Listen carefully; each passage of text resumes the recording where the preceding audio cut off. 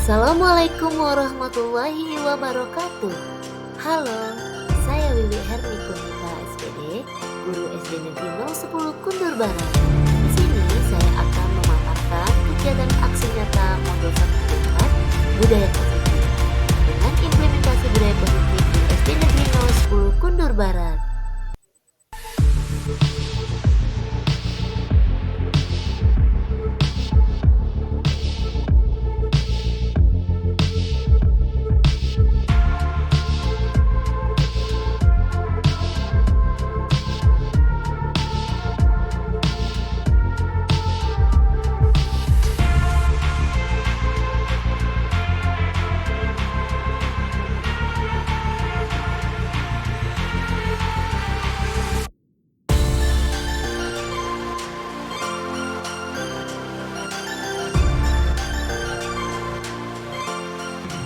Assalamualaikum warahmatullahi wabarakatuh.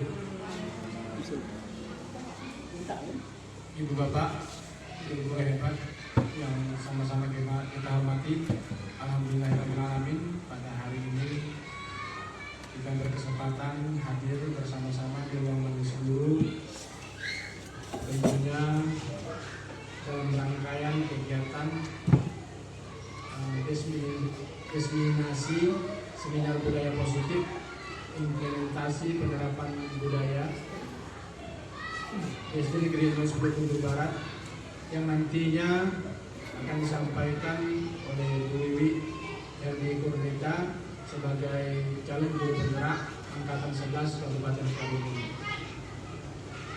Selamat salam maka kita hadiahkan kepada Nabi kita, Nabi junjungan Muhammad SAW, dengan melapaskan Allahumma sholli ala sayyidina Muhammad wa ala sayyidina Muhammad. Ibu bapak, guru-guru hebat, CGP hebat angkatan 11 Kabupaten Karimun, Bu Wiwi Herni Kunita. Untuk selanjutnya kegiatan ini akan disampaikan oleh Bu Wiwi Herni Kunita sebagai calon guru penggerak angkatan 11 Kabupaten Karimun tentang diseminasi implementasi penerapan budaya positif di SD Negeri 010 Kundur Barat. Kepada Bu Wiwi, waktu dan tempat kami silakan. Baik, terima kasih kepada Bapak Kepala Sekolah. Assalamualaikum warahmatullahi wabarakatuh. Baik Bapak Ibu, saya izin untuk berdiri Pak. Alhamdulillahirrabbilalamin. Assalatu wassalamu ala asrofil anbiya'i wal mursalin wa ala alihi wa sahbihi rasulillahi ajma'in. Yang saya hormati Bapak Kepala SD Negeri 010 Kundur Barat, Bapak Raja Zainul Afandi SPDSD. Yang saya hormati kepada Maj Guru SD Negeri 010 Kundur Barat beserta tenaga kependidikan SD Negeri 010 Kundur Barat. Baik Bapak Ibu, alhamdulillah pada hari ini saya diberikan kesempatan untuk membersamai kita semua dalam agenda kegiatan diseminasi budaya positif di SD Negeri 010 Kundur Barat. Bapak Ibu yang saya hormati, di sini saya mengimbau bahwa di sini saya bukan sebagai atau menggurui kita semua, tapi di sini saya hanya ingin berbagi apa yang saya ketahui, dan semoga apa yang saya sampaikan nantinya bisa menjadi bahan refleksi bagi kita semua untuk menciptakan lingkungan sekolah kita yang penuh dengan budaya positif. Baik Bapak Ibu, untuk itu saya lanjut saja. Di sini sampai 60 menit ke depan saya akan membersamai kita semua dalam seminar budaya positif, implementasi budaya positif di lingkungan SD Negeri 010 Kundur Barat. Silakan Pak Marul, boleh ya. Jadi sebelum kita memulai kegiatan, sebelum kita memulai materi kita pada hari ini, di sini ada ice breaking supaya Bapak Ibu semua dan kita semua lebih bersemangat, ya. Jika ada ayam jago sebesar lapangan bola, maka telurnya sebesar apa? Ayo, ini Ibu Everida ini, silakan Bu, ini mic-nya Bu. Ya, yang beri tanggapannya, ini kita ice breaking dulu Bu ya, biar meregangkan otot-otot kita. Ya, itu. Jika ada ayam jago sebesar lapangan bola, maka telurnya sebesar apa? Ayam jago tidak bertelur, Ibu. Tepuk tangan dulu untuk ibu-ibu Everida. Ya benar sekali ya. Ayam jantan dan tidak bertelur? Coba Pak Marul, klik berikutnya kita lihat jawabannya. Ya, jawabannya tidak ada karena ayam jago adalah ayam jantan dan tidak bertelur. Baik, selanjutnya ice breaking yang kedua. Di dalam sebuah mobil taksi ada seorang penumpang. Penumpang itu merupakan anak dari sopir tersebut. Tetapi sopir itu bukanlah ayah dari penumpang itu. Jadi siapakah sopir tersebut? Ayo, Bapak Ibu, kita asah otak kita pagi siang ini ya. Saya ulangi, di dalam sebuah taksi ada seorang penumpang. Penumpang itu merupakan anak dari sopirnya. Tapi sopir itu bukanlah ayah dari anak tersebut. Jadi siapa sopirnya? Oke, Bu Rima apa Bu Rima? Omnya. Ya, sopir itu adalah anak, penumpang itu adalah anak dari sopirnya. Kalau Om berarti dia bukan anak dari sopir dong. Ya. Oke. Bu EM udah tahu nih Bu EM nih. Orang-orang yang kerja pakai otak kiri paham ini. Ya, di dalam sebuah mobil taksi ada seorang penumpang. Penumpang itu merupakan anak sopir. Tapi sopir itu bukan ayah dari penumpang itu. Jadi siapa sopirnya? Ya, Pak Eri Purnomo. Silakan Bu. Anak bosnya. Ayo. Jadi di dalam Oke, hidupkan mic-nya dulu, Pak. Siapakah sopir itu? Di dalam sebuah mobil taksi ada seorang penumpang. Penumpang itu merupakan anak dari sopir tersebut. Tetapi sopir itu bukanlah ayah dari penumpang itu. Jadi siapakah sopir itu? Adalah bosnya. Bosnya. Oke, bosnya. Ada yang lain tak? Ada yang lain tak? Penumpang itu adalah anak dari sopir. Tapi sopir bukan ayah. Ayo, siapa yang menjawab? Kakek dia yang menjawab dia. Ada lagi? Ayo, Pak Asrul ini lagi memikir keras ini. Ada. Ayo, ini tebak-tebakan. Pak Raja ada jawaban, Pak? Jawabannya, penumpang itu jadi sopir. Penumpang itu jadi sopir. Oke, Bapak Ibu. Oke.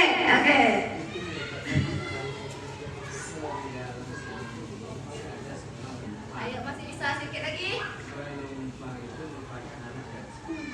Penumpang itu anak sopir, tapi sopir bukan ayahnya. Siapakah dia? Sopir tersebut? Ayo Bapak Ibu. Bu Rima bilang Om, Pak Heri bilang bosnya. Ada lagi? Nyerah? Sopir itu adalah orang lain. Sopir itu adalah orang lain, kata Ibu Ana.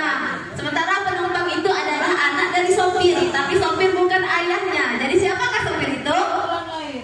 Oke, baik. Yuk, sekarang kita buka jawabannya. Jawabannya sopir itu adalah ibu dari penumpang tersebut. Ya, paham ya Bu di sini? Karena sopir itu bukan ayahnya. Kalau bukan ayah dari penumpang itu tentu ibu dari penumpang tersebut. Kita ulangi ya. Sampai di sini. Paham enggak? Paham enggak? Ya, jadi sopir penumpang itu bukan anak sopir. sopir itu bukan laki-laki tetapi Baik, terima kasih Bapak Ibu semuanya. Semoga kita tetap semangat dalam 60 menit ke depan ya. Silakan Pak Marul. Ya, baik. Kita masuki pada materi kita hari ini. Apa itu budaya positif di sekolah? Nah, di sini kita kembali mengingat sesuai dengan filosofi Ki Hajar Dewantara bahwa guru itu diibaratkan sebagai petani atau pekebun. Nah, kalau petani dan pekebun itu kan kewajibannya atau berperan sangat penting dalam menentukan apakah tanah tersebut cocok dengan tanamannya atau tidak. Nah, demikian juga guru. Guru sebagai seorang petani dianggapkan sebagai petani oleh filosofi Ki Hajar Dewantara itu karena guru ini sangat berperan dalam menentukan tumbuh kembangnya anak di sekolah. Kita ibaratkan sekolah kita ini adalah tanah. Murid-murid kita adalah tanaman. Dan guru harus bisa menciptakan sekolah yang nyaman, lingkungan yang positif supaya anak bisa bertumbuh secara baik dan bisa mengembangkan potensinya di sekolah. Nah, dari budaya-budaya positif di sekolah inilah kita sebagai guru harus saling bekerja sama supaya kita bisa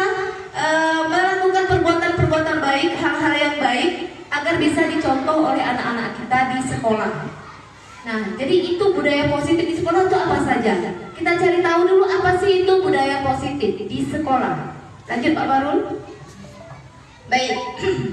Budaya positif di sekolah yaitu nilai dan kebiasaan di sekolah yang berpihak pada murid agar mereka dapat berkembang menjadi pribadi yang kritis, penuh hormat dan bertanggung jawab sesuai dengan profil pelajar Pancasila. Nah Bapak Ibu, kita di sekolah ini adalah warga sekolah, orang dewasa yang berada di sekolah. Kita ini sudah melakukan perbuatan baik agar bisa dicontoh anak-anak. Contohnya perbuatan baik apa? Kita tidak datang terlambat ke sekolah, kita menjalankan tugas pikir kita bersama, kita saling bekerja sama dengan baik, kita saling hormat menghormati, harga menghargai, supaya perbuatan kita itu dicontoh oleh anak didik kita. Nah, supaya apa? Anak-anak kita tidak hanya melihat, oh ternyata gurunya itu saja yang datang pagi, oh gurunya itu saja yang bikin kegiatan. Nah, jadi ada dorongan dari hati anak itu untuk mencontoh perilaku baik gurunya. Nah, di situ ya Bapak Ibu, yang sesuai dengan profil pelajar Pancasila. Nah, kita semua tahu profil pelajar Pancasila itu apa?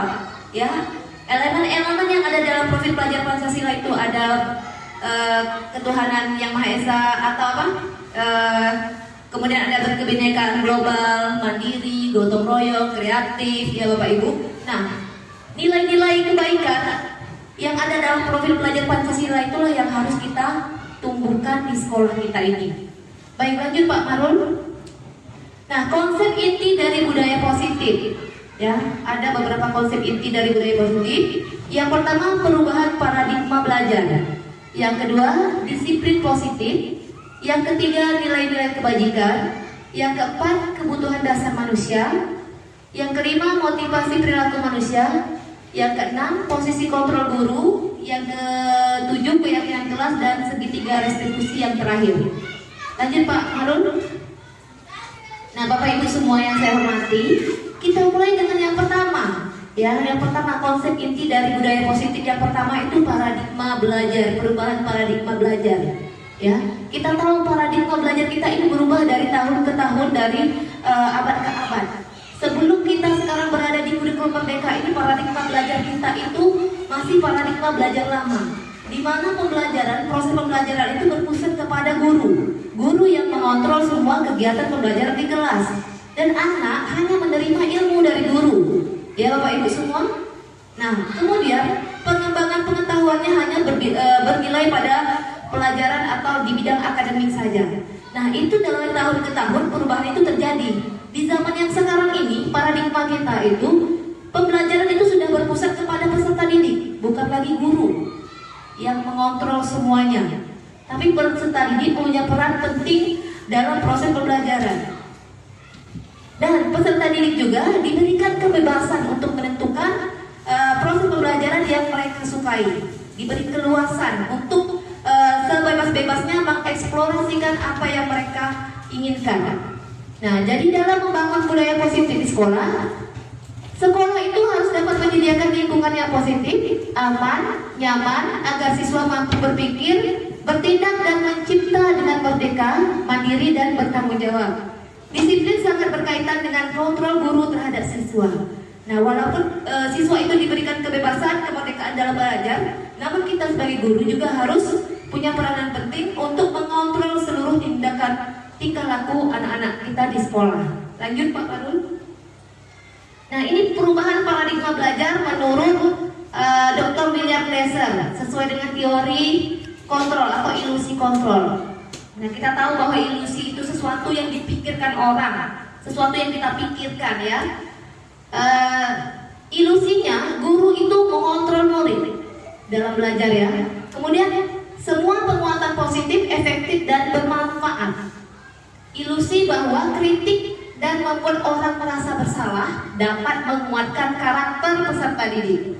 Yang keempat, ilusi bahwa orang dewasa memiliki hak untuk memaksa. Baik, selanjutnya yang kedua, makna asal dari kata berkonotasi dengan disiplin dari murid-murid Socrates atau Plato. Ketiga, disiplin diri membuat orang menggali potensinya menuju sebuah tujuan apa yang dia hargai. Namun dalam budaya kita, ini yang saya katakan tadi, disiplin dalam budaya kita itu berbeda dengan makna disiplin yang seharusnya diterapkan oleh murid-murid Sokrates atau Plato. Ya, dalam budaya kita, makna kata disiplin telah berubah menjadi sesuatu yang dilakukan seseorang pada orang lain untuk mendapatkan kepatuhan. Kecenderungan umum adalah menghubungkan kata disiplin dengan ketidaknyamanan, bukan dengan apa yang kita hargai atau pencapaian suatu tujuan yang mulia. Lanjut Pak Marun. Nah, baik, di sini saya ingin kita sama-sama membaca ya. Silakan Ibu EF untuk membaca slide yang berikutnya. Disiplin adalah kemampuan memerintah diri sendiri dalam mengontrol dan menguasai diri untuk memilih tindakan yang mengacu pada nilai-nilai yang kita hargai dengan penuh tanggung jawab tanpa perintah orang lain. Nilai-nilai yang kita hargai adalah nilai kebajikan, sifat positif manusia yang merupakan tujuan mulia yang ingin dicapai setiap individu, yaitu nilai-nilai dalam profil pelajar Pancasila. Baik, terima kasih Bu EF atas partisipasinya. Nah, Bapak Ibu, jadi disiplin di sini adalah kemampuan kita untuk memerintahkan diri kita dalam menguasai atau mengontrol, memilih tindakan yang mengacu pada nilai-nilai yang kita hargai. Jadi bukan seperti yang kita terapkan bahwa disiplin itu kita harus dalam tepat waktu karena kita menghargai aturannya. Ya, disiplin bukan seperti itu. Tapi disiplin itu adalah dorongan dari hati kita. Bahwa kita harus masuk kelas tepat waktu, kita harus melakukan tanggung jawab kita dengan benar. Itu memang karena kita mengetahui bahwa nilai-nilai kedisiplinan itu memang patut kita hargai. Kita menghargai diri kita sendiri untuk turut, ya, taat dan patuh. Bukan karena ada dorongan eksternal atau dorongan dari luar yang membuat kita menjadi seorang yang disiplin. Ya Bapak Ibu semua. Nah, jadi nilai-nilai yang kita hargai itu bersifat kebajikan atau sifatnya positif, tujuannya mulia. Ya Bapak Ibu. Nah, nilai-nilai ini yang ada dalam profil pelajar Pancasila. Lanjut Pak Warul. Nah, ini dia. Untuk yang ketiga itu kebutuhan dasar manusia. Ya. Untuk yang ketiga, kebutuhan dasar manusia. Kebutuhan itu atau realitas ya, setiap orang berbeda. Kebutuhan setiap orang itu sangat berbeda. Kita harus berusaha memahami pandangan orang lain tentang dunia. Setiap orang memiliki gambaran yang berbeda. Ya, jadi itu kebutuhan dasar manusia. Nah, di sini ada 5 kebutuhan dasar manusia yang harus kita ketahui, yang mungkin sudah kita tahu tapi kita belum menyadarinya ya Bapak Ibu. Ada 5 kebutuhan dasar. Yang pertama survival, yang tengah-tengah, yang paling mendasar ya. Survival itu kebutuhan untuk bertahan hidup. Yang kedua, kebutuhan cinta kasih atau diterima dengan baik oleh orang lain. Ya, itu kebutuhan ingin mengharapkan cinta kasih, perhatian, kasih sayang, dan ingin diterima dengan baik oleh orang lain. Itu kebutuhan manusia. Yang ketiga, kesenangan, ingin mendapatkan kesenangan. Kebutuhan manusia itu ingin mendapat kesenangan. Seperti kita ingin melakukan sesuatu dengan kesenangan kita sendiri. Yang ketiga, penguasaan, di mana ini penguasaan itu kebutuhan dasar manusia. Seolah-olah ingin memiliki power, ingin punya kuasa. Yang keempat, yang kelima maksud saya kebebasan. Nah, ini kebutuhan dasar manusia yang paling yang paling luar biasa sekali. Setiap manusia itu pasti ingin punya kebebasan. Ya, lanjut Pak Maru. Nah, di sini kita lihat sebuah kasus. Ada kasus di mana di sini kita bisa tahu bahwa di kasus ini kebutuhan dasar mana yang terdapat dalam kasus ini. Baik Bapak Ibu, siapa yang mau membantu saya untuk membacakan kasus? Oke, silakan. Luar biasa sekali Pak PP kita ya. Panitia Pak PP kita kan. Iya, Pak Tomida Paris, luar biasa. Oke, terima kasih Bu Wiwi. Pencerahan luar biasa sedikit. Di sini saya akan membacakan sebuah kasus. Ibu Ria, guru kelas 6 di SD Permai, sedang bingung menghadapi ulah salah satu murid di kelas yang bernama Agus.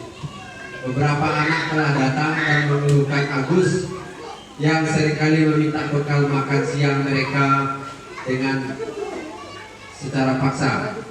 Jika Anda menghadapi situasi seperti Ibu Ria, apa yang akan Anda lakukan? Menurut Anda, kira-kira alasan Agus melakukan hal itu seperti apa?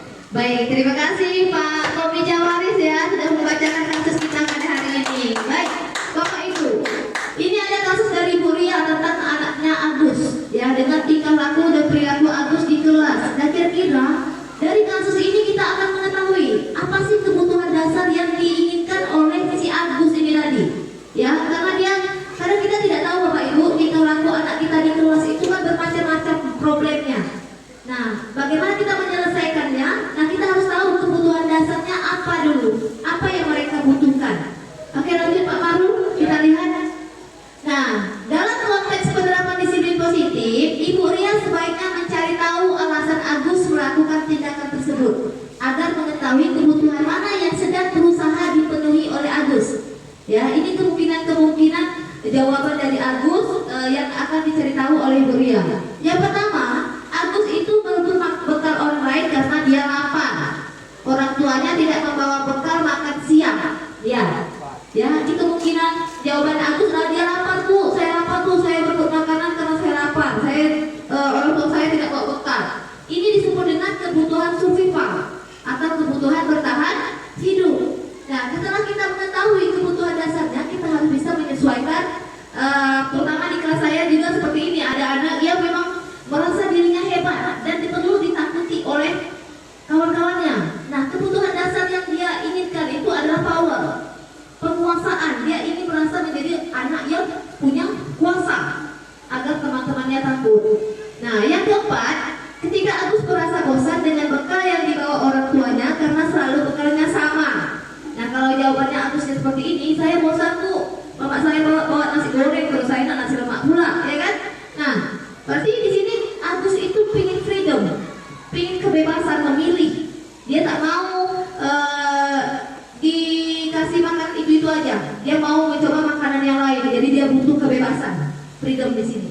Dan yang terakhir, ketika Agus menjawab kalau seandainya Agus itu hanya iseng dan dia menikmati ekspresi wajah temannya yang kesal. Nah, ini ada anak kita seperti ini ya Bu Ana ya. Ini luar biasa, anak-anak kita ini penuh dengan tingkah laku yang luar biasa. Ada anak-anak kita yang seperti ini. Dia itu suka nengok kawannya nangis, suka nengok anaknya, kawannya itu kesel atau mengadu ke orang. Nah, ini kebutuhan dasar anak yang berperilaku tersebut adalah fun, butuh kesenangan. Ya, jadi macam-macam kebutuhan dasar anak kita nih Bu. Jadi kita sebagai guru memang harus jadi paket komplit yang mengetahui semua hal. Guru itu seperti seolah-olah menjadi peramal, harus tahu anak ini butuhnya apa, anak ini butuhnya apa, anak ini butuhnya apa. Jadi semoga dengan 5 kebutuhan dasar yang kita ketahui hari ini bisa menambah wawasan kita ke depannya untuk lebih memahami kebutuhan dasar anak di kelas itu seperti apa. Lanjut Pak Maru. Nah, lanjut ya Bapak Ibu. Semua perilaku memiliki tujuan. Setiap anak di kelas memiliki perilaku yang punya tujuan masing-masing. Nah, tujuan itu berdasarkan teori motivasi perilaku manusia.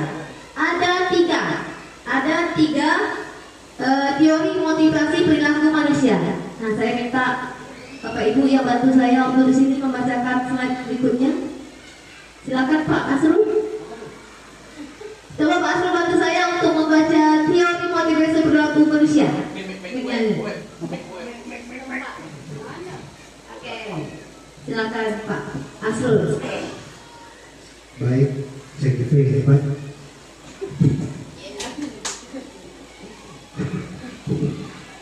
Oke, terima kasih Pak Asrul, silakan baca. Semua perilaku memiliki tujuan. Teori motivasi perilaku manusia.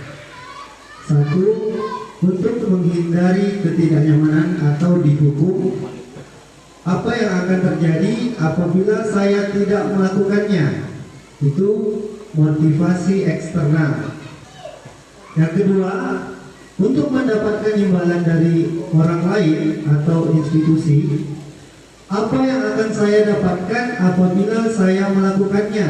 Itu motivasi eksternal.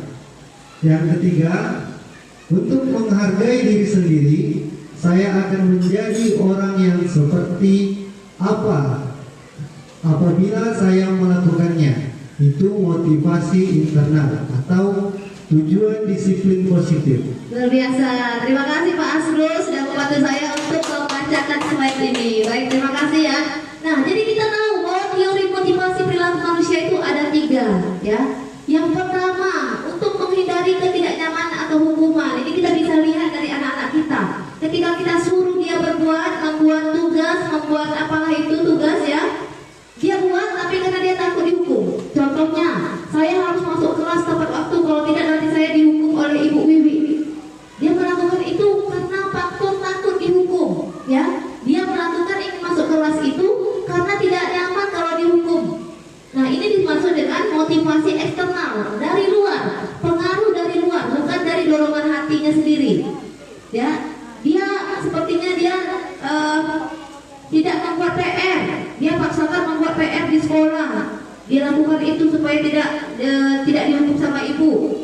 Nah, itu motivasi dari luar, dari eksternalnya ya. Apabila apa yang akan terjadi apabila saya tidak melakukannya, berarti saya dihukum. Nah, ini motivasi dari eksternal. Yang kedua, untuk mendapatkan imbalan dari orang lain atau institusi. Apa yang akan saya dapatkan apabila saya melakukannya? Nah, misalnya anak kita suruh untuk mengikuti upacara bendera. Anak kita mengikuti upacara bendera, atau kita suruh mereka memakai seragam lengkap pada saat upacara bendera. Kalau tidak pakai, siapa yang pakai seragam lengkap nanti ibu kasih permen. Wah, jadi mereka tuh ramai mati semua. Atau anak-anak ibu, siapa yang membuang sampah pada tempatnya akan ibu kasih permen, atau ibu kasih bintang kesehatan, bintang tanda jasa kesehatan. Nah, anak-anak akan berlomba-lomba untuk melakukan hal tersebut.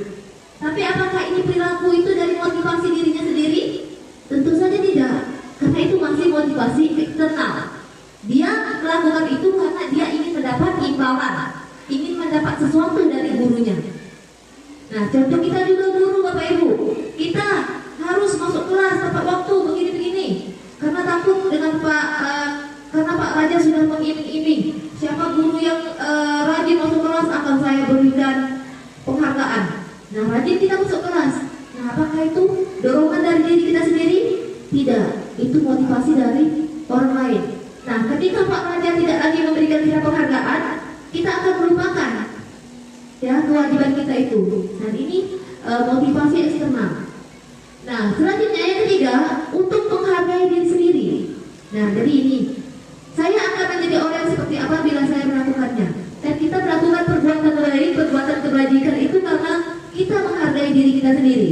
Kita rajin datang ke sekolah, kita melakukan tugas tanggung jawab kita sebagai seorang guru, itu karena memang kita mau diri kita ini menjadi guru yang lebih baik.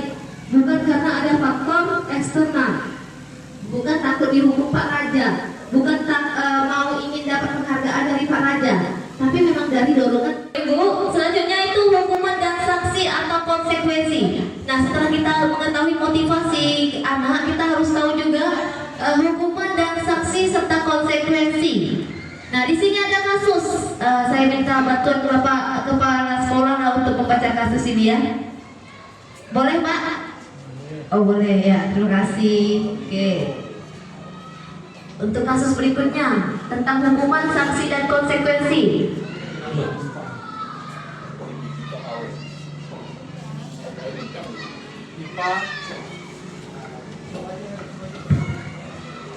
IPA kurang menguasai pelajaran matematika, sehingga pada saat pelajaran tersebut berlangsung, dia lebih banyak berdiam diri atau menggambar di buku pelajarannya.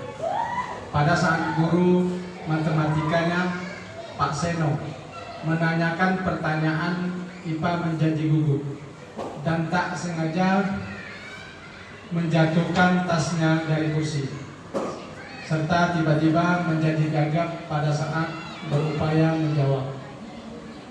Seluruh kelas pun tertawa melihat perilaku IPA yang bicara tergagap dan terkejut tersebut. Pak Seno pada saat itu membiarkan teman-teman IPA menertawakan Iva yang tergagap dan malu luar biasa. Dan malahan minta Iva untuk maju ke depan dan berdiri di depan kelas sambil menunjuk hidungnya karena tidak bisa menjawab pertanyaan Pak Seno. Kelas semakin gaduh dan anak-anak pun tertawa melihat Iva di depan kelas memegang ujung hidungnya. Oke, baik, terima kasih Pak Raja. Nah Bapak Ibu, dari kasus ini kita akan lihat apakah Anda setuju dengan tindakan Pak Seno terhadap Iva? Apakah setuju Bapak Ibu? Nah, kenapa tidak setuju? Oke, mana mikrofon? Silakan Bu Ana. Kenapa Ibu Ana tidak setuju perbuatan Pak Seno? Pak Seno ya, bukan Pak Beno ya Bu Ana. Oke. Karena di sini Pak Seno telah membiarkan anak sehingga anak itu menjadi malu, ya, sehingga yang namanya Iva tadi ini seolah anak-anak yang lain mengejeknya. Jadi kalau untuk yang tindakan seperti ini rasanya tidak bisa kita kasihkan hukuman kepada Iva. Itu aja. Baik, terima kasih Bu Ana. Benar sekali ya Bapak Ibu, karena di sini Pak Seno itu membiarkan Iva itu ditertawakan oleh teman-temannya. Nah, pertanyaan yang kedua, menurut Anda tindakan Pak Seno terhadap Iva adalah sebuah hukuman, konsekuensi atau konsekuensi? Hukuman atau konsekuensi ketika Iva itu disuruh ke depan, disuruh pegang hidung, berdiri sambil menunjuk hidungnya, ya, kemudian dia ditertawakan oleh teman-temannya. Jadi yang dilakukan Pak Seno ini hukuman atau konsekuensi? Hukuman. Ya, hukuman ya Bu. Mengapa itu dikatakan hukuman? Karena dia memberikan kondisi yang tidak nyaman atau tindakan yang membuat ananda kita Iva ini merasa dipermalukan. Benar sekali ya. Lanjut Pak Kamarul. Nah ya Bu, tak nampak ya Bu. Oke, saya bacakan saja dari sini. Hukuman dan sanksi atau konsekuensi. Nah, hukuman itu merupakan identitas gagal. Sesuatu yang menyakitkan harus terjadi, tidak nyaman untuk murid, anak atau jangka waktu panjang. Korban mendapatkan keadilan, murid atau anak akan tersakiti. Perilaku pasif agresif. Ya, sistem tidak akan berjalan bila murid takut. Berlaku hanya pada sebuah institusi dan tidak berlanjut pada kehidupan nyata. Peraturannya adalah kamu harus. Murid membenci peraturan. Ini identitas gagal ya, karena dia bersifat negatif. Nah, konsekuensi itu harus terjadi ya Bapak Ibu, sesuatu harus terjadi. Kemudian dia tidak nyaman untuk murid untuk jangka waktu pendek. Korban bisa diabaikan, murid atau anak dibuat tidak nyaman, penguatan hanya bertahan dalam jangka waktu pendek, memerlukan monitoring, supervisi terus menerus dari guru, membantu penerapan mengikuti peraturan dalam masyarakat. Apa peraturannya? Mampukah kamu melakukannya? Terima kasih. Murid atau anak menghormati peraturan ini bersifat netral untuk konsekuensi. Dia tidak berupa negatif, pernyataan negatif, tapi dia juga tidak positif. Dia lebih ke netral untuk konsekuensi. Nah, identitas sukses berikutnya adalah restitusi. Ya Bapak Ibu, restitusi. Ini untuk penerapan disiplin ya. Restitusi ini merupakan pilihan, ya. Menguatkan anak atau murid dalam jangka waktu panjang. Korban akan mendapat ganti. Anak atau murid mendapat penguatan. Masalah bisa terpecahkan. Kemudian murid bisa belajar bertanggung jawab atas perilakunya. Fokusnya pada pemecahan masalah dalam waktu yang panjang. Dan yang akan ditanyakan itu apa? Keyakinan kamu. Apa yang kamu yakini? Apa yang bisa kamu lakukan untuk memperbaiki masalah? Nah, di restitusi ini anak itu menghormati diri dan orang lain. Ini identitas sukses yang bernilai positif, yang ada nilai positifnya. Lanjut Pak Marul. Nah, ini hukuman. Hukuman itu bersifat tidak terencana, tiba-tiba. Macamnya seperti ini. Anak nih berkelahi. Nah, kita menghukum anak pada saat itu juga. Itu memang tidak kita rencanakan. Misalnya anak itu membuang terlambat datang, kita suruh masuk WC, bersihkan WC. Nah, itu ya berupa hukuman. Atau anak tidak datang terlambat, milik lapangan bola. Itu hukuman. Dia bersifat tidak terencana, tiba-tiba ketika ada anak melakukan kesalahan langsung dihukum. Murid tidak tahu apa-apa yang akan terjadi dan tidak dilibatkan. Bersifat satu arah, berupa hukuman fisik atau psikis. Ini jenis hukuman. Kalau konsekuensi itu terencana, disepakati. Misalnya kita buat peraturan kelas dulu. Nah, kita tidak boleh datang terlambat. 15 menit datang terlambat nanti akan membersihkan kelas. Yang kamu terlambat tadi, kamu buat tambahan belajar. Nah, anak tetap merasa tidak nyaman di sini. Ya, walaupun dia bukan bersifat hukuman. Sikap guru selalu memonitor murid, ya, untuk konsekuensi. Yang ketiga, restitusi. Restitusi ini tadi sudah dikatakan bahwa pilihan, ya Bapak Ibu. Proses menciptakan kondisi bagi murid untuk memperbaiki kesalahan. Ya, jadi kita di sini sebagai guru bekerja sama, mengajak murid, ya, merangkul, menuntun, membimbing murid untuk memperbaiki kesalahannya. Kemudian ada proses kolaboratif, ini proses bekerja sama dengan murid dan mengajarkan murid untuk mencari solusi sendiri atas permasalahannya. Misalnya, anak ini berantem, kita panggil dulu berdua yang berantem ini tadi. Kita tanyakan apa yang terjadi. Ya Bapak Ibu, kita ajak bekerja sama, berkolaborasi mencari solusi dari permasalahannya. Itu restitusi. Nah, baik, lanjut Pak Marul. Nah, di sini ada, mari kita berlatih ya Bapak Ibu. Kita bisa bedakan di sini. Apakah ini konsekuensi atau hukuman? Ya, saya tanyakan yang pertama. Lari mengelilingi lapangan basket 2 kali karena terlambat hadir di sekolah. Ini konsekuensi atau hukuman? Hukuman, karena dia terlambat datang ke sekolah, turun keliling lapangan. Tapi kalau pelajaran olahraga ya Bapak Ibu, kalau pelajaran olahraga beda. Dia terlambat masuk, disuruh lari, itu masih ada kaitan dengan olahraga, berarti dia konsekuensi. Ya. Membersihkan coretan yang dibuat di meja, konsekuensi atau hukuman? Membersihkan coretan yang dibuatnya di meja. Dia mencoret tapi dibersihkan lagi. Hukuman. Hukuman. Ini yang bilang konsekuensi berapa? Oke, Bu konsekuensi ya. Nanti kita lihat setelah ini jawabannya. Murid diminta untuk push up 15 kali karena tidak menggunakan masker. Hukuman. Yang bersifat fisik itu pasti hukuman ya Bapak Ibu. Kemudian mengganti kertas tugas teman yang telah dicoret-coret, konsekuensi. Berjemur di lapangan basket pukul 12 siang karena mengobrol dengan teman, hukuman. Kalau pesangkut fisik itu hukuman ya. Murid diminta bertelanjang kaki sepanjang hari karena tidak menggunakan sepatu warna hitam sesuai peraturan sekolah, hukuman. Ya tak mungkin gara-gara tak pakai sepatu hitam disuruh telanjang kaki ya. Berdiri di depan kelas sambil mengangkat kaki satu karena tidak bisa menjawab pertanyaan, hukuman. Oke, lanjut Pak Marul. Kita lihat. Nah, ini jawabannya. Lari mengelilingi lapangan bola. Pokoknya ya apa yang berkaitan dengan fisik itu hukuman. Tapi kalau ada solusi dikerjakan karena peraturan itu konsekuensi. Membersihkan coretan yang dibuat di meja tulis, di meja ya, atau di papan tulis dia buat coret-coret, dia harus bersihkan kembali. Itu konsekuensi dia melakukan perbuatan tersebut. Nah, jadi di sini push up hukuman, mengganti tugas teman yang dicoret-coret konsekuensi, berjemur di lapangan basket hukuman, bertelanjang kaki hukuman, berdiri di depan kelas hukuman. Nah, ini Bapak Ibu hukuman. Jadi kita guru berusaha untuk tidak membuat hukuman di sekolah kita ya, mudah-mudahan. Ya, amin. Lanjut Pak Marul. Nah, di sini kalau tadi kita sudah membahas tentang konsekuensi atau hukuman dan restitusi. Nah, di sini ada yang kelima, ya. Di sini positif yang kelima itu restitusi dan posisi kontrol guru. Nah, di sini posisi kontrol guru itu ada 5 ya Bapak Ibu. Guru sebagai penghukum, guru pembuat merasa bersalah, guru sebagai teman, guru sebagai pemantau atau manajer.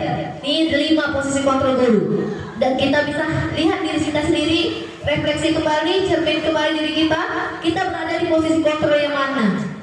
Dan kalau bisa kita ada di posisi kontrol yang lebih baik, ya Bapak Ibu. Ya, sebagai teman kata Pak Asrul. Ya, lanjut Pak Marul. Nah, di sini, ya, di sini bedanya. Untuk penghukum, posisi kontrol guru penghukum dan membuat orang merasa bersalah itu adalah identitas gagal atau kontrol dari luar, menghindari hukuman. Ini perbuatannya seperti menghampiri, menunjuk-nunjuk, awas ya, menyalahkan orang lain. Nah, itu posisi guru sebagai seorang penghukum. Membuat rasa bersalah, misalnya berceramah, bapak kecewa dengan kamu nak, ibu kecewa dengan kamu, seharusnya kamu bisa lebih baik. Ibu telah mengatakan ibu stres. Nah, itu contoh-contohnya ya. Nah, identitas yang berhasil itu atau sukses kontrol dari luar itu mengharapkan imbalan atau ketergantungan pada orang lain. Itu posisi kontrol guru sebagai teman atau teman dan pemantau. Nah, ini identitas berhasil, namun dia kontrol dari luar, ya, sebagai teman. Ayolah, lakukan demi ibu. Masa kamu tidak mau? Ingat, tidak bapak pernah bantu. Ingat tidak, bapak pernah bantu. Jadi kita seolah-olah menjadi teman kepada anak tersebut. Kalau sebagai pemantau, kita harus mengingatkan anak terus-menerus, ya. Apa peraturannya? Menyesuaikan diri bila diawasi, ya, menghitung atau mengukur. Kamu sudah sekian kali melakukan kesalahan, ya, sebagai pemantau seperti itu. Nah, identitas berhasil dan sukses, namun dia menghargai dirinya sendiri. Ini adalah posisi manajer. Dan kita harapkan guru di SD 10 ini semuanya posisinya adalah posisi manajer. Di mana dalam melakukan penerapan disiplin positif, guru itu sebagai manajer. Ketika anak melakukan kesalahan, dia akan mengajukan pertanyaan-pertanyaan. Dia memberikan penguatan positif, menguatkan pribadi anak, meletakkan murid dalam posisi individu yang berkualitas, kemudian memperbaiki keadaan, mengevaluasi diri dan bagaimana cara memperbaiki diri. Ya, Bapak Ibu semua. Lanjut Pak Marun. Nah, contoh penerapan 5 posisi kontrol guru. Kasusnya siswa tidak memakai atribut lengkap saat upacara bendera. Ini memang udah paradigma sekolah kita ya Bapak Ibu. Banyak sekali anak-anak sekolah kita yang selalu lupa memakai seragam lengkap. Nah, di sini ada beberapa opsi dari sebuah hukuman ataupun membuat rasa bersalah. Ya, kalau posisi kita guru sebagai penghukum, anak yang tidak memakai atribut, yang kita lakukan adalah hormat pada bendera selama 1 jam. Sudahlah anak itu upacara setengah jam, panas, dihukum pula lagi 1 jam menghadap ke bendera. Ini kalau guru yang punya posisi kontrol menghukum sebagai penghukum. Dan ini tidak baik Bapak Ibu ya, tidak baik untuk kita terapkan di sekolah. Nah, yang kedua, membuat merasa bersalah. Nah, ketika anak yang tidak pakai seragam sekolah, nah Bapak Ibu harus memberitahu, kamu saja yang selalu mengecewakan ibu, kamu lagi yang tak pakai seragam, kamu lagi, kamu ini selalu mengecewakan guru, kamu ini selalu mengecewakan ibu. Ya, ini sebagai membuat merasa bersalah, sehingga anak itu merasa dirinya tidak berguna, merasa anak dirinya rendah. Kenapa gua aja yang salah? Kenapa gua aja yang salah? Nah, ini ya konsekuensi dari jadi jangan berbuat seperti ini lagi. Nah, ini kalau kita sebagai menganggap anak sebagai posisi teman, guru adalah teman.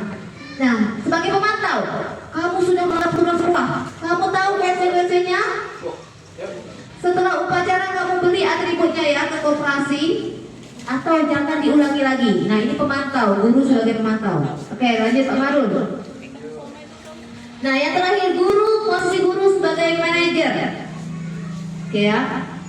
Apakah kamu tahu kesalahanmu? Kira-kira bagaimana kamu memperbaiki kesalahanmu?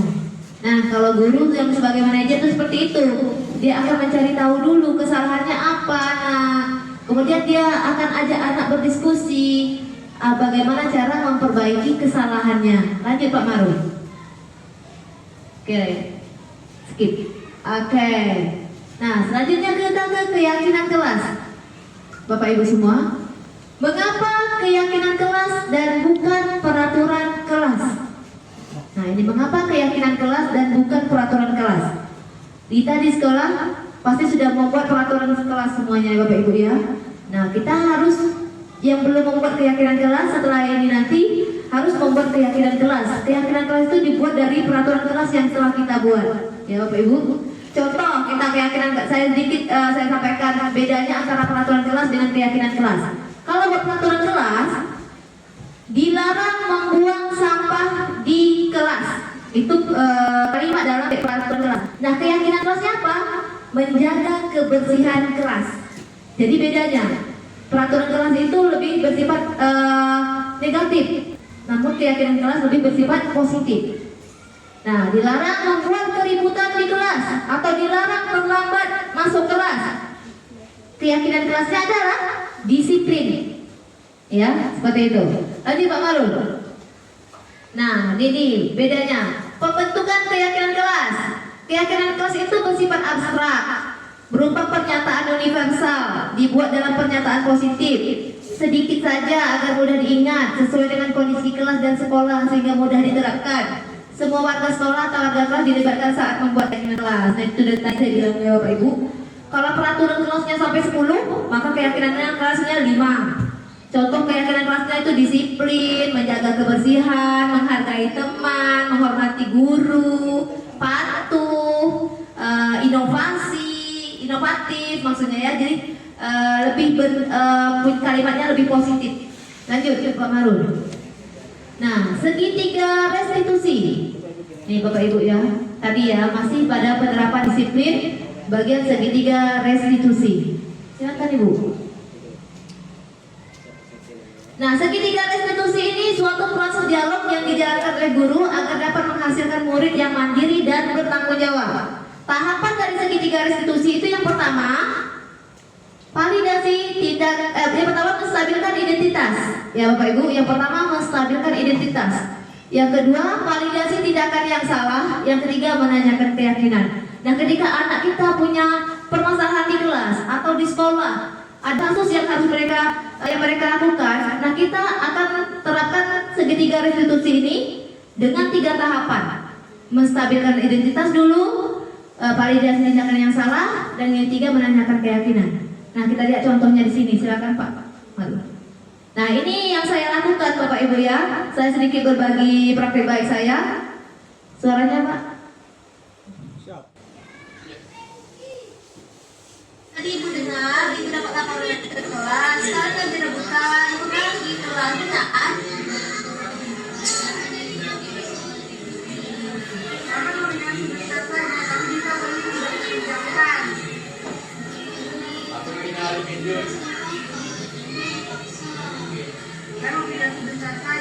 Oke, sudah ini debat. Tenang saja, nggak usah berdebat. Di sini Ibu tidak mencari siapa yang salah, siapa yang benar. Di sini kita bersama-sama mencari penyelesaiannya. Bisa? Oke, lanjut. Baik Pak Marul, terima kasih.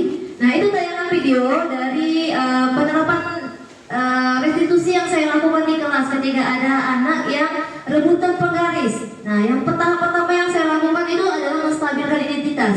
Nah, berdasarkan prinsip membuat kesalahan adalah bagian dari proses pembelajaran. Nah, di sini dalam tahapan menstabilkan identitas, guru harus bisa menstabilkan kondisi anak dengan memberikan pernyataan bahwa berbuat salah itu hal yang wajar.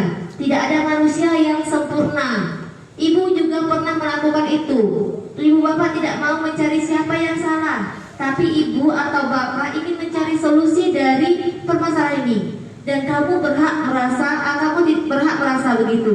Nah, ini dari tahapan identitas, menstabilkan identitas. Jadi sebelum kita untuk menyelesaikan permasalahan anak yang berantem, kita harus tenangkan dia dulu, kita stabilkan dulu mereka. Ya, berikan pernyataan atau ucapan-ucapan yang bisa membuat anak itu lebih tenang. Lanjut Pak Marul, untuk tahapan yang kedua, tahapan restitusi yang kedua. Memahami, kamu pasti punya alasan kan untuk melakukan hal tersebut. Benar, mengerti Pak Umi. Iya, ibu juga seperti itu. Ibu kalau melihat sesuatu yang unik, penghargaan unik, ibu pasti ingin memilikinya. Nggak hanya Andy yang seperti itu. Kamu sudah bagus kok Andy, karena sudah minta izin dulu sebelum meminjamnya, ya kan? Nah, itu satu mempertahankan sikap seperti itu. Kamu hanya menambahkannya lagi untuk berbuat baik. Kamu harus minta izin terlebih dahulu, ya. Kalau temanmu tidak mau meminjamkan, kamu tidak boleh memaksa, ya Andy. Paham ya Andy? Nah, ini tahapan yang kedua ya. Contoh penerapan tahapan restitusi yang kedua yaitu validasi tindakan yang salah. Pada tahapan ini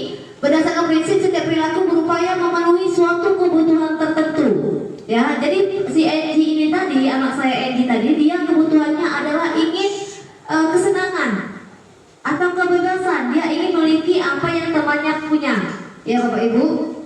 Nah, di sini dalam tahapan tindakan validasi tindakan salah ini sebagai guru kita harus menanyakan kepada anak, kamu pasti punya alasan melakukan hal itu.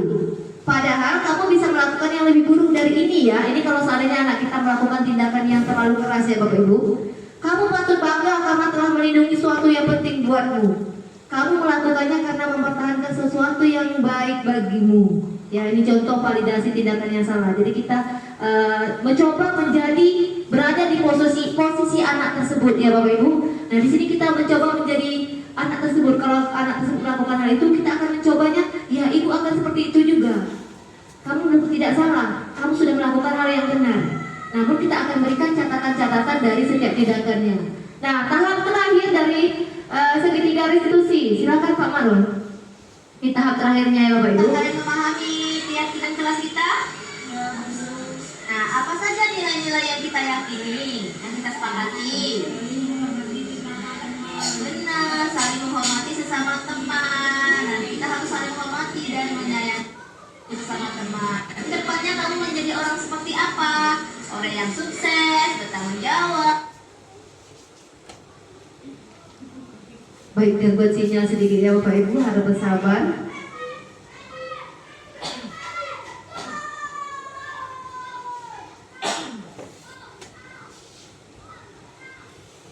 Oke, bagaimana Pak Marun?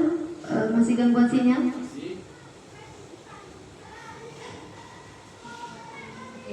Bisa.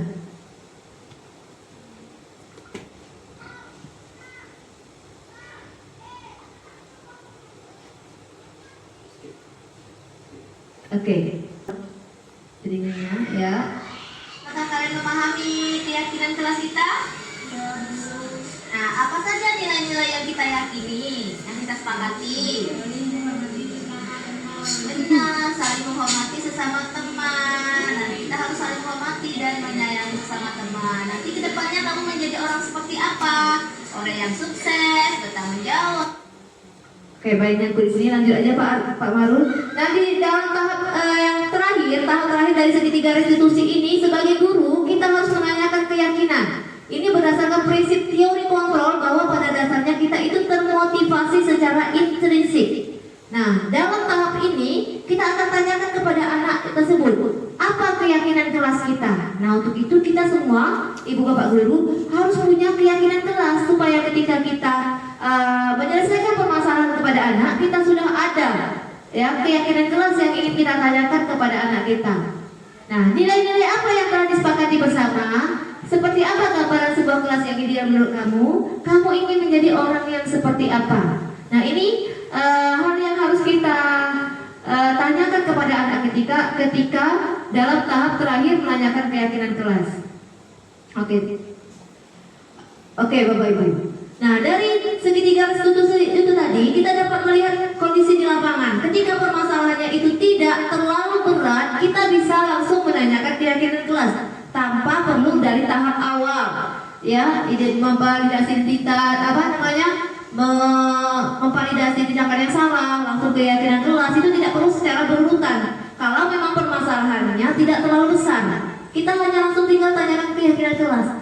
Kamu tahu keyakinan kelas kita apa, Nak? Nah, apa yang harus kita perbaiki?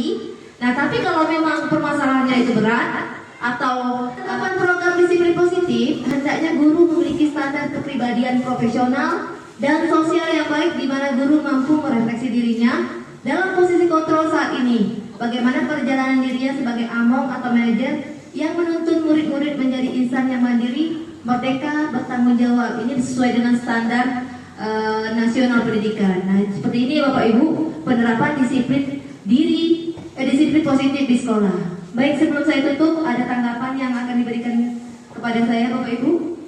Silakan Bapak Ibu memberikan tanggapan atau pertanyaannya.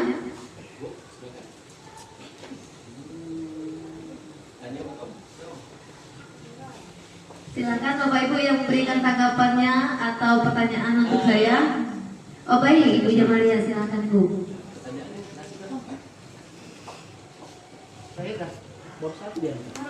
Assalamualaikum warahmatullahi wabarakatuh. Sekali lagi tepuk tangan untuk Bu Wiwi. Terima kasih Bu.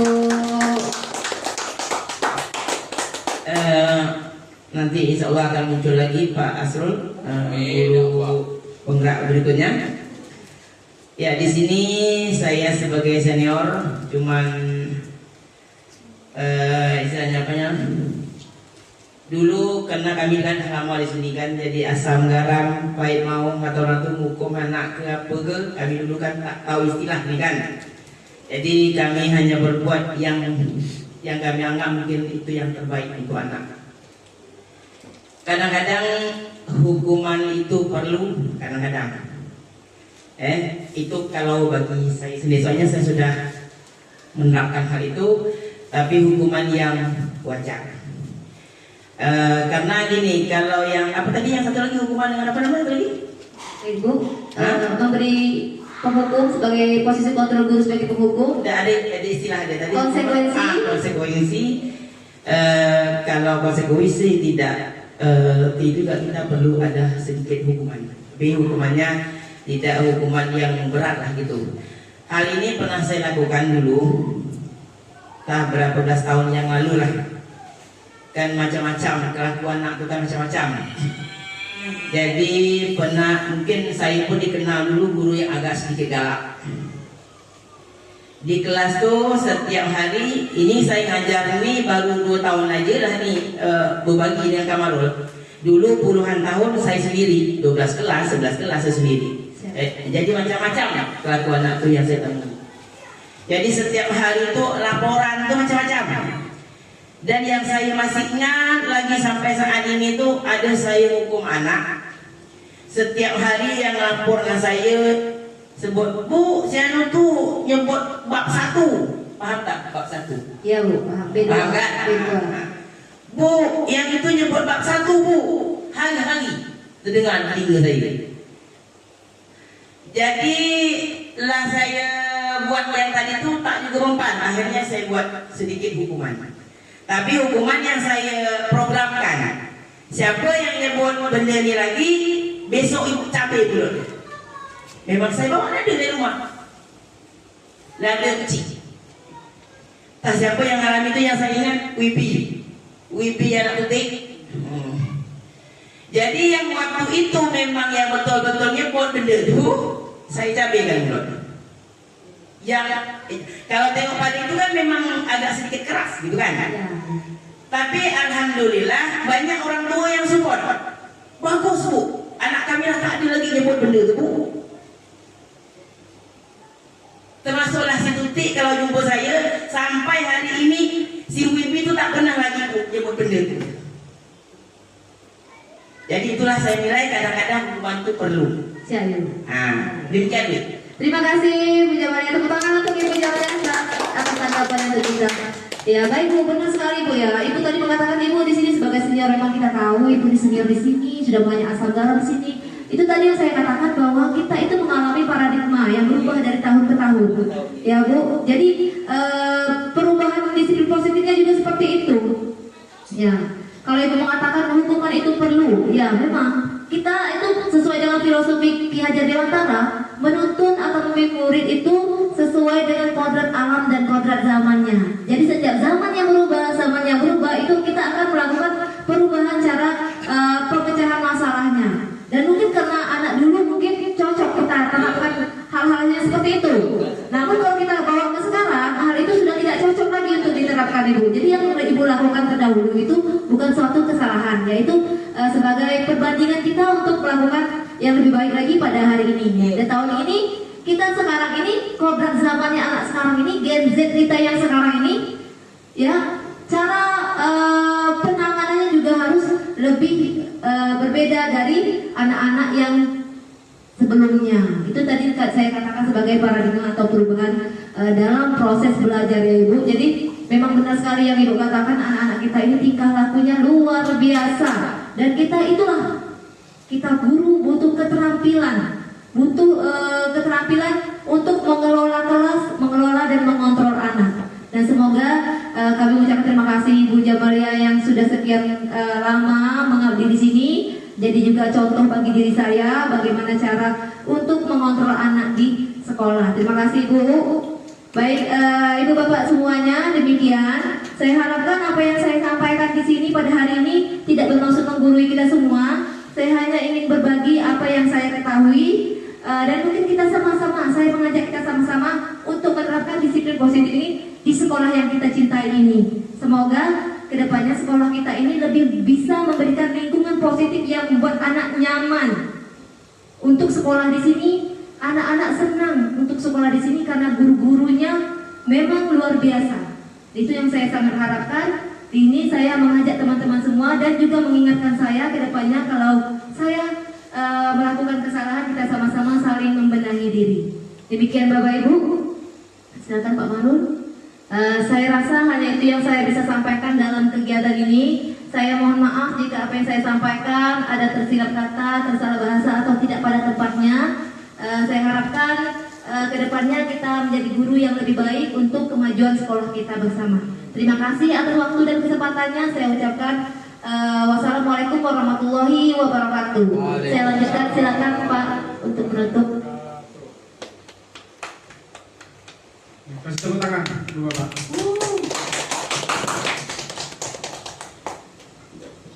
Terima kasih kami ucapkan atas paparan tugas dari Calon Guru Penggerak Angkatan 11 Kabupaten Karimun, yaitu Bu Wiwi Herni Kurniata, yang sudah sama-sama kita ikuti, yang sudah dijelaskan oleh Bu Wiwi bagaimana perbedaan ya antara hukuman dan sekensinya. Ya. Mudah-mudahan apa yang disampaikan oleh Bu Wiwi kita bisa menjadi suatu momentum untuk ibu bapak guru-guru hebat rekan sejawat, kiranya dapat mengimplementasikan hal-hal tersebut, terutama baik di lingkungan sekolah maupun dalam kelas, agar menjadi budaya positif dalam pembelajaran. Terima kasih atas segala perhatiannya. Untuk itu kegiatan ini saya sudahi dengan wabillahi taufiq wal hidayah. Assalamualaikum warahmatullahi wabarakatuh.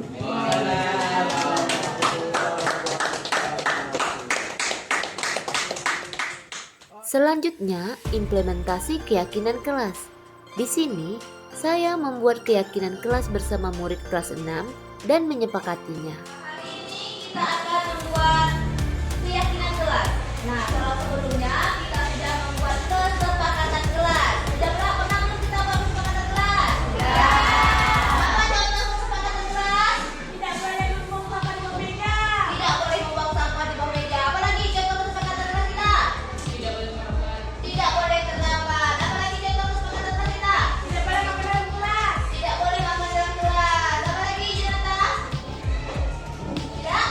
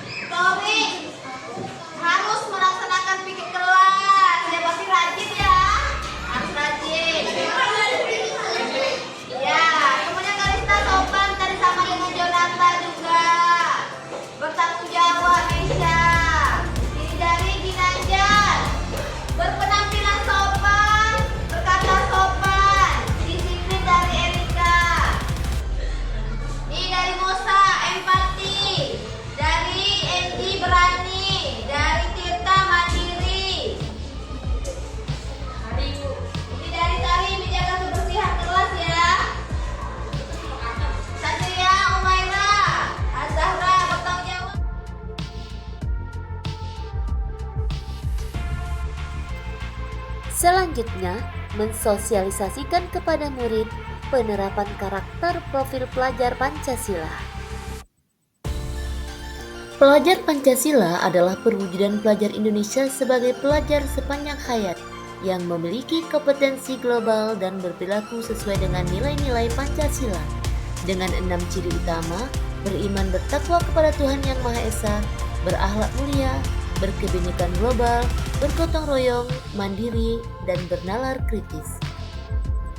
Penerapan profil pelajar Pancasila di lingkungan sekolah dapat dihidupkan dalam diri setiap peserta didik dan dapat dibangun melalui budaya sekolah, pembelajaran intrakurikuler, pembelajaran kokurikuler, proyek penguatan profil pelajar Pancasila, dan pembelajaran ekstrakurikuler.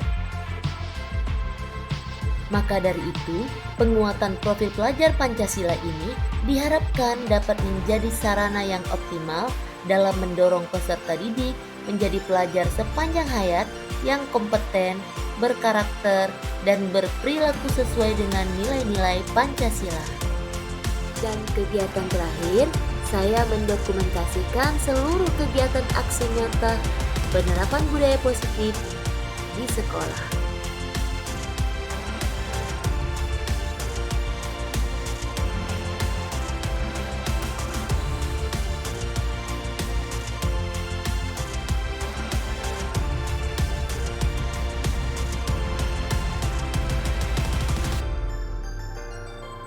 Demikian seluruh rangkaian kegiatan aksi nyata saya dalam penerapan budaya positif di lingkungan sekolah. Terima kasih. Assalamualaikum warahmatullahi wabarakatuh. Salam guru penggerak, tergerak, bergerak, menggerakkan.